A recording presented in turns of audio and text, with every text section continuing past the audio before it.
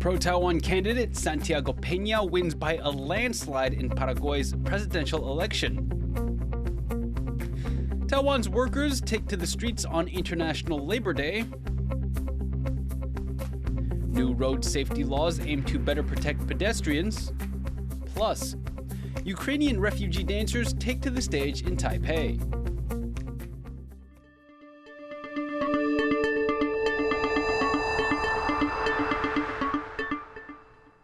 A warm welcome to TaiwanPlus News. I'm Leslie Liao. Pro-Taiwan presidential candidate Santiago Peña has won Paraguay's elections. Sally Ensign reports on what it means for relations between the two countries moving forward.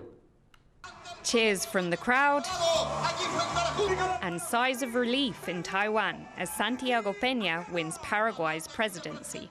Hoy estamos celebrando la victoria de un pueblo que con su voto eligió el camino de la paz social, del diálogo, de la fraternidad y de la reconciliación nacional. On Sunday, Paraguayans re-elected his Colorado party, which has ruled the South American country for all but 5 of the last 76 years. It was set to be the tightest race for the incumbent right-wing party in over a decade. But in the end, Pro-Taiwan Peña took home a massive 43% of votes. He beat opposition candidate Efraín Alegre, who won only 27% of votes. Alegre said in January that if elected, he would break Paraguay's official diplomatic ties with Taiwan in favor of China. Paraguay is one of only 13 nations to maintain official diplomatic relations with Taiwan.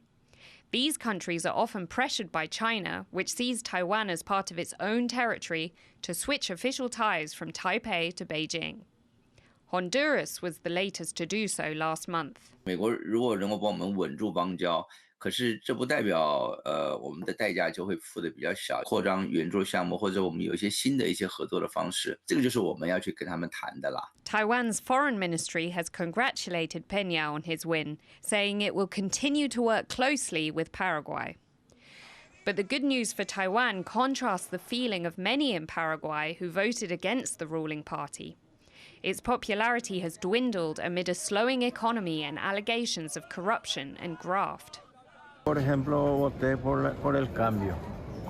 Ya me está por matar este partido que está en el poder y ya quiero que se cambie. Alegre and his supporters claim Paraguay's ties with Taiwan made it hard to sell soy and beef to China, a major global buyer. Taiwan has said it will not engage in the sort of dollar diplomacy favored by Beijing. 我们不会和中国进行无意义的金钱外交竞逐。过去几年，中国不断利用各种方式打压台湾的国际参与。 But the importance for Taiwan in keeping its diplomatic allies, like Paraguay, has wider implications. We want to voice out our concerns through our former diplomatic allies within the United Nations and for other engagement in the international organization in which Taiwan is under membership. We need to rely on our diplomatic allies. And while Peña's win is a reaffirmation of Paraguay's support for Taiwan, for many in Latin America, China's financial offerings are too attractive to pass up. Ricky and Sally Ensign for TaiwanPlus. May 1st is International Labor Day, where activists and unions come out to protest and fight for their rights. In Taipei, thousands of people gathered to ask for higher wages, better rights, and more respect. Bing Wang was there.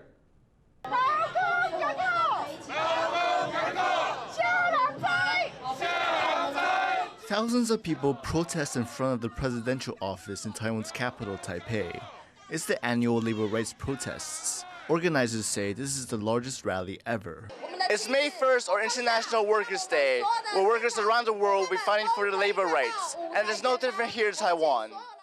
People here are fighting for different rights. Some are asking for more pay, others for fewer work days, and all for greater respect for everyday workers. 我们防疫期间，我们台湾的防疫成绩很好，但实际上我们背后有很多防疫人员的牺牲。劳工加班就是可以领加班费，但是我们公务员加班是有一个上限，超过了之后就变成是做功德，就变成是这些东西不能领钱，然后政府会给你嘉奖，告诉你说你加这么多班，你好辛苦，你好棒棒，但是就嘉奖，然后就没了。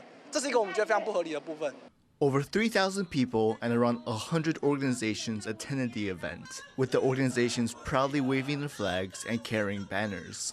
它并没有办法让我们劳工能够过应该有的获利的生活，所以我们还是要求基本工资要调涨。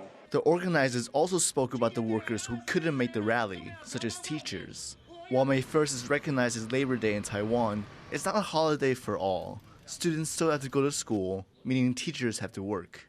The rally then took to the streets, with more followers joining in as they roamed through Taipei. With next year's elections coming up in January, workers have given the ruling Democratic Progressive Party, or DPP, a failing grade on labor rights. And with candidates looking to drum up support in the months to come, workers are hoping this time their concerns will be heard. Patrick Chen and Bing Wang for TaiwanPlus. To learn more about labor rights in Taiwan, Bing Wang spoke with Roy Ng, a labor rights activist. So how does Taiwan's minimum wage compare to other countries? I think Taiwan's minimum wage has actually been growing at one of the slowest rate among the advanced countries. If you use the IMF list of advanced countries as a definition, Taiwan's minimum wage has also been one of the least adequate for its cost of living, and it is also one of the lowest among the advanced countries. There are several countries that we could compare Taiwan with. For a group of countries in Central and Eastern Europe, their cost of living and minimum wages are about the same as Taiwan, but you can see that their minimum wages have been growing a lot more rapidly than Taiwan. In the 1990s, if Taiwan's minimum wage had grown at a similar level as these countries, Taiwan's minimum wage could be about $55,000 or to $60,000 Taiwanese dollars today. By what measure do we use to compare minimum wage? So two of the measures that they have used to determine whether minimum wage is adequate is to peg it to 60% of the median wage. The other measure that they use is to use a basket of goods to calculate how much the basic standard of living is required for the cost of living in the country. But if I do a rough estimate using the Numbeo cost of living estimator, it is a crowdsourced platform of the cost of living needs of people living in the countries. You would see that if we account for housing mortgage at the minimal level, Taiwan's cost of living, minimum income needed for the cost of living in Taiwan could be anywhere from 35,000 to 40,000 or even up to 50,000. But if the minimum wage that is needed for a basic standard of living in Taiwan should be about $35,000 to $40,000, or even $50,000 in the northern cities. But Taiwan's minimum wage, as it currently stands, is only $26,400. This means that Taiwan's minimum wage is very inadequate for its cost of living and needs to grow at a much faster level to get to the adequate level needed. And finally, how is Taiwan's labor rights compared to other developed countries? I think the thing about Taiwan's labor rights is that the interesting thing is that Taiwan is a democracy, but then its labor rights have not actually caught up with its democratic structure. So we have seen that Taiwan's minimum wage is actually one of the lowest among the advanced countries. And if we are to try to resolve the issue, we need to try to bring up minimum wages to a level that is adequate for families to support their children, and for work hours to be reduced to a level where workers do not have to work such long hours, so that they have time to be dedicated to their homes or to their personal endeavors and recreation. That was labor rights activist Roy Ng speaking with Bing Wang. Taiwan's largest opposition party, the Kuomintang, or KMT, says everyone should be given the day off for Labor Day. While many people do get the day off in Taiwan, it's not universal. Civil servants and teachers are all expected at work as normal, and that means students are in classes too. The KMT says making the adjustment would take little effort. 其他的职业类别而没能够放假的人 New laws to boost road safety took effect on Monday. Drivers who don't give way to pedestrians at crosswalks will now face heavier fines. Joyce Zeng reports. Motorists dominate Taiwan's streets, leaving little room for pedestrians. Between sidewalks at road level and small streets made narrower by parked vehicles, lampposts, and other obstacles, Taiwan cities are known to be unfriendly to people on foot. Police are cracking down on the persistent problem. One of the pain points police are targeting is crosswalks. Cars turning here should give way to pedestrians, but often they don't. New laws will be handing out tougher fines for such drivers. Drivers who fail to yield will now face a fixed fine just under $120. This is 30% more than previous fines for commercial trucks and 80% more for passenger cars. Road fatalities in Taiwan are 8 times higher than other advanced economies, including the US and Japan. In 2022, 3,000 people died in traffic-related accidents. Almost 400 were pedestrians. In the first 3 months of 2023 alone, over 30,000 fines were issued for failure to yield. This is up 138% from the same period last year. Yeah, I definitely think there's a lot of room for improvement. And coming back here can be a bit of a culture shock. There's a lot of cars, a lot of traffic. 他没有把各个不同种类的用路人有明确的区分，不论是开车的人上面，或者是执法单位，都应该要有更加完善的一个措施。 Though fines are being increased, how effective they'll be at reducing injuries to pedestrians will depend on how well police enforce the rules. Another key factor will be boosting driver and pedestrian awareness of the laws and making sure people pay attention when crossing the street. Ethan Pan, Andy Xue, and Joyce Zhen for TaiwanPlus. Former President Ma Ying-jeou is back in Taiwan after a trip to Greece where he gave a speech on geopolitics. But some of his remarks about Taiwan's relations with China have attracted criticism from the current administration. Jeremy Olivier has more. Former President Ma Ying-jeou has just returned from Greece.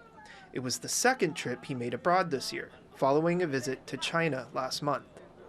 Ma was in Greece to speak about the risk of war in the Taiwan Strait at the Delphi Economic Forum. His trip was marred by controversy about his title at the event, with organizers changing it several times. During his speech, Ma stressed that Taiwan cannot become another Ukraine or Hong Kong. He demanded that current President Tsai Ing-wen apologize for saying the two sides of the Taiwan Strait are not subordinate to one another. Ma says this violated the country's constitution. She has broken her commitment made when she was sworn in as president in 2016. She has made no corrections and apologies so far. Under the Constitution, both Taiwan and China are considered part of one China, the Republic of China based in Taiwan. Although this differs from Beijing's view that one China means its People's Republic, Ma believes it's good enough for Beijing to begin talking with Taipei again. After arriving back in Taiwan, he called on President Tsai of the ruling Democratic Progressive Party to try to restart dialogue with China. 呼吁各方呢敦促两岸进行避战的对话，以谋和平。同时呢，我也要求民进党政府要切实遵照中华民国宪法跟两岸人民关系条例来推动两岸关系。 But Ma's remarks are considered unacceptable by the Tsai administration, which does not share his view of one China. Premier Chen Jianren was among those who criticized the former president. 马前总统这一段时间在国外的言行作为呢，让国内的很多人看了以后都感到非常的失望。我也不便在这里再多说什么。 The debate over whether Taiwan should embrace one China will likely continue until next year's presidential election. Polls indicate most Taiwanese people agree with the DPP's claim that Taiwan and China do not belong to each other. This will make it difficult for Ma's opposition Kuomintang to persuade voters in Taiwan to accept one China in any of its forms. Ethan Pan, Sam Hui, and Jeremy Olivier for TaiwanPlus. Firefighters in southern Taiwan battled a new wildfire over the weekend. The worst drought in decades has left parts of the country bone dry, and forecasters expect the summer rains to arrive later this year. John Van Trieste has this story. All Saturday, helicopters filled the skies over a rural corner of Kaohsiung in Taiwan's far south. They were responding to the second big wildfire to hit the area in a month. It took 90 firefighters and pilots carrying 18 metric tons of water 11 hours to put out the flames. It's been 2 decades since Taiwan has had a year with so little rainfall. But 2022 was a dry year too, leading to a historic drought. 去年的主要降雨期间的5到10月的降雨量大概是历年同期平均的4到6成左右哈，导致目前的川流量偏低，水库水位也偏低哦。And what rain is likely to fall for now won't fall where it's most needed. 西半部地区，则是主要是以山区降雨的这个可能性稍微高一点点，平地降雨的几率就会下降。 This leaves countryside in many areas vulnerable to catching fire, especially in the drier south. Forecasters also say the early summer rains, which usually begin in May, are likely to come late this year, putting Taiwan at risk of more fires for weeks to come. James Lin and John Van Trieste for TaiwanPlus. Coming up, we look back on the COVID pandemic and what it meant for Taiwan. Stay tuned.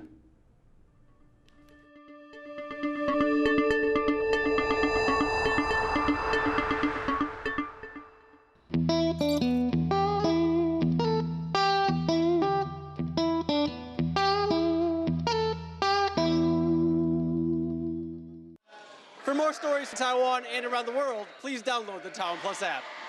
You guys heard of TaiwanPlus, right?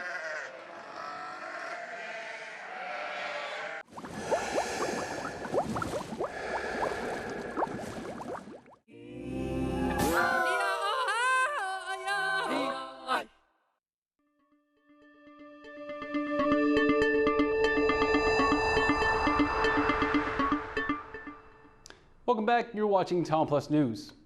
A Taiwanese drone manufacturer has signed an agreement with a U.S. radar developer. Taiwan's Thunder Tiger company said that the memorandum of understanding with Ismar LLC will help implement U.S. radars into their drone systems. The proposed upgrades could be used in both military and civilian drones, the company said. The announcement comes as representatives from 25 U.S. defense companies are due to arrive in Taiwan for a joint summit on Tuesday. Taiwan will lift its ban on imports of Canadian beef from cattle over 30 months of age. The Food and Drug Administration made the announcement over the weekend, though a specific date has yet to be announced. Taiwan's officials say the country's ban on Canadian beef was likely a hurdle for bilateral talks between the two countries. In February, the World Organization for Animal Health said the risk of BSE disease in Canadian cattle over 30 months old was minimal. Taiwan's top badminton player Tsai Ing-wen has won the women's singles title at the 2023 Asia Championship in Dubai. Tsai took only 34 minutes to beat South Korea's An Se-young in straight games 21-10, then 21-14. It's her third career win at the tournament. She previously won the women's singles event in 2017 and 2018. Tsai is ranked the 4th best shuttler in the world and says she plans to retire at the end of next year. Taiwan is downgrading COVID's disease class today. This comes after regular COVID-19 briefings ended last week and mask mandates were lifted in April. Sam Robbins takes a look back at 3 years of COVID policy and asks whether Taiwan is ready to begin moving on. After almost 1,200 days and being a staple in Taiwanese lives, daily COVID-19 briefings came to an end last Friday. As of May 1st, the Central Epidemic Command Center, the government agency overseeing the handling of the COVID pandemic, is officially disbanded. These are among a spate of recent changes in post-pandemic Taiwan. Labor Day also saw the government downgrade COVID to a Class 4 communicable disease, the same as severe flu. Masks are now optional on public transport, and soon clinics will be able to charge for COVID vaccines. After 3 years, COVID-19 prevention has all but ended in Taiwan. And out on the streets, many people think it's about time. 应该是对吧？因为已经很久了。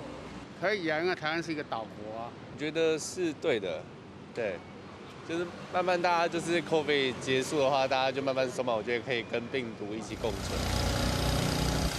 Taiwan has received widespread praise for its handling of the pandemic. In 2020, the country went 255 days without domestic transmission of the disease. Taiwan was quick to set up strict quarantine requirements for all international travelers. Those stayed in place until October 2022, much later than many other places.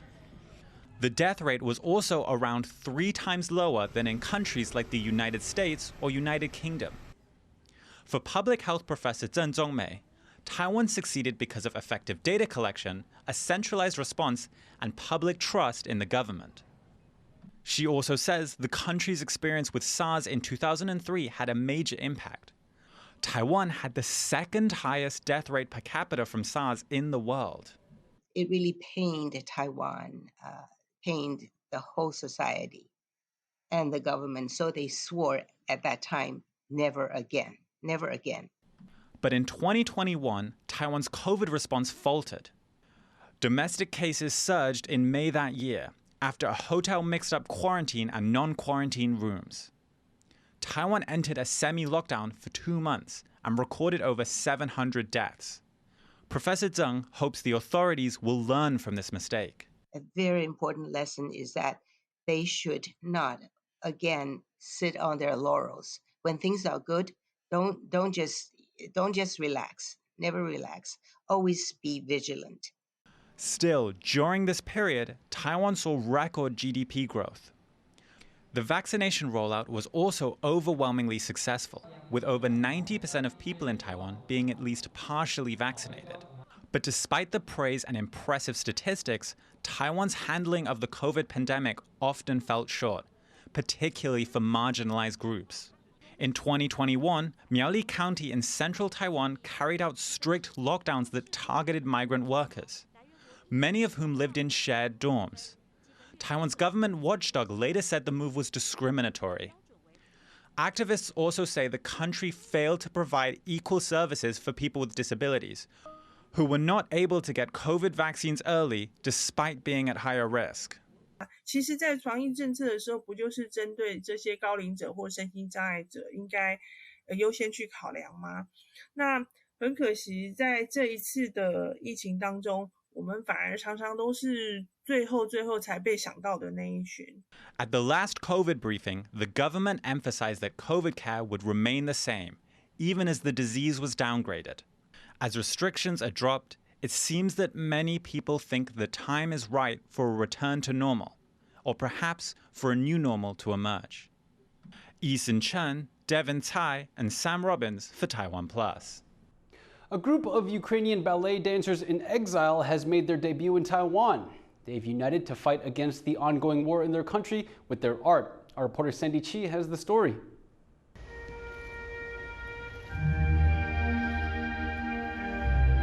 Dancing amid the rubble in a war-torn country. These are members of the United Ukrainian Ballet Company. The troupe consists of around 60 Ukrainian dancers living in exile in the Netherlands. They are united by tragedy and fear of war, but find joy and meaning in life through dance. First of all, in the beginning, when they're still in shock, it was the only place when they're actually performing their art that they could actually get away from it. Not in terms of forgetting, but at least feeling fulfilled. To tell their story, the troupe has performed in various countries, including the United Kingdom, Australia, Singapore, and the United States. This weekend, they made their first appearance in Taipei, performing 3 shows. 他们透过演出，然后演出他们国家的现况，然后人民的心情，我觉得是很不一样的感受，跟其他演出比起来，就又有更多的故事与时事在里面。 Originally, their repertoire included Tchaikovsky's Swan Lake, but they became uneasy about performing this classic Russian work. They have replaced it in the program with Wartime Elegy, a piece by Alexei Ratmansky. The Russian-American choreographer has been vocally supportive of the Ukrainian cause. We switched because although we thought that when we originally planned this to come here, it was within our capabilities to perform. Unfortunately, the oppression and brutality of the war in Ukraine didn't get any better. Wartime Elegy is regarded as a love letter to the Ukrainian people, praying for peace and paying respect to their bravery. This performance holds a special significance for the dancers as well. Because when I dance, I feel not angry. I'm not thinking about the war. I think about love to dance and about my mission. We want to show our culture, show that we exist. United on the international stage, these dancers are fighting against the war, pouring their love for their country into their performance. Klein Wong and Sandy Chi for TaiwanPlus. French street artist Jordan Saget painted a work outside the Chiang Kai-shek Memorial Hall in Taipei's Liberty Square this weekend.